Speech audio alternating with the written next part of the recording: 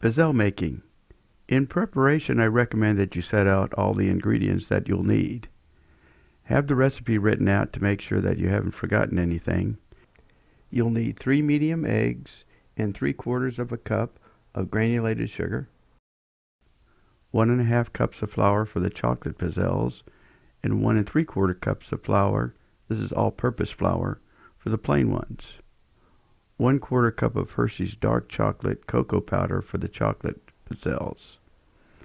1 tablespoon of vanilla for the chocolate pizzelles, or a tablespoon of anise for the plain pizzelles. 1/2 cup of margarine or butter, 2 teaspoons of baking powder. This recipe makes approximately 30 pizzelles. To get started, first beat the eggs in a food processor or mixing bowl until they are well beaten. This will be about a minute. Now add a 3/4 cup of sugar slowly to the beaten eggs.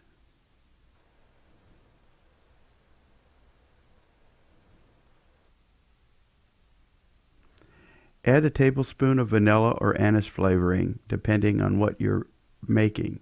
Vanilla helps bring out the flavor of the chocolate pizzelles, but can be left out of the anise ones. Melt the butter or margarine. I like to do this in a microwave, but you have to watch out because it will boil over if you take and overheat it. I've done this a couple times and it makes a pretty big mess. Be sure to let the butter cool before adding it to the egg and sugar mixture. It can be warm, but you don't want it so hot that it might cook the eggs. Sift the cocoa into a cup or a bowl. I sift it to make sure that there aren't any chunks of cocoa powder that won't blend with the flour and the baking powder. In the same bowl or cup, I sift 1 cup of the flour and 1 teaspoon of the baking powder to blend it with some of the flour. Then I sift the remaining ½ cup of flour for the chocolate pizzelles or 3/4 cup of flour for the plain pizzelles with the other teaspoon of baking powder.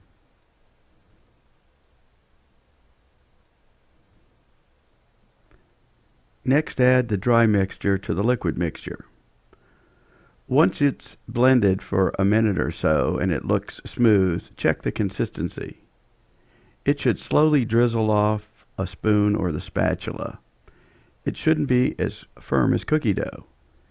You don't want it so stiff it won't come off, or so runny that it can't control it when you're placing it on the griddle. It shouldn't be as runny as pancake batter either. If it seems a little runny, you can let it rest for a few minutes to firm up, or you can add a tablespoon of flour or 2 to firm it up. Now it's time to start the baking process. I recommend you set all the things out that you'll need before you get started.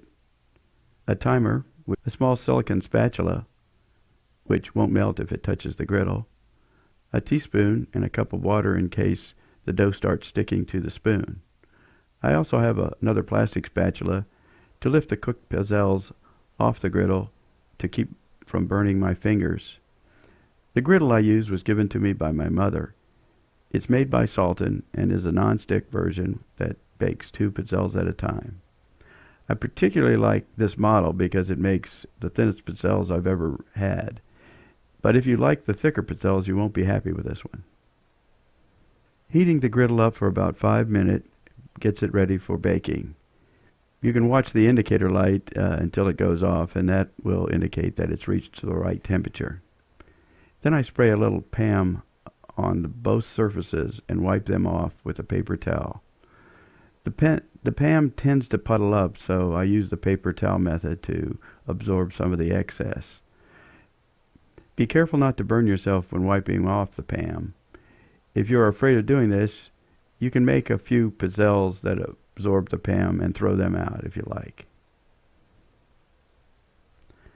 I use the spoon and the silicone spatula to get the dough into the center of the griddle and close and latch the top.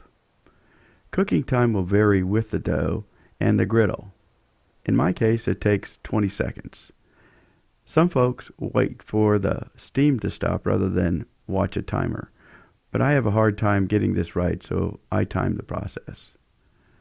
I remove the pizzelles with a hard plastic spatula by flipping them up so I can grab them with my fingers, and then set them quickly on a cookie sheet to cool before stacking them.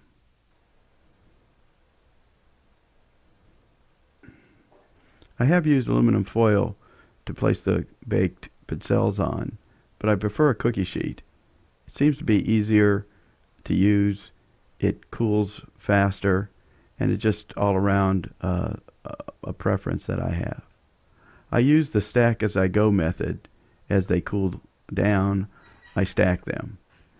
Don't stack them too soon, otherwise they'll be moist and not crisp up. Well, that's about it. I hope this was helpful. Enjoy your pizzelles.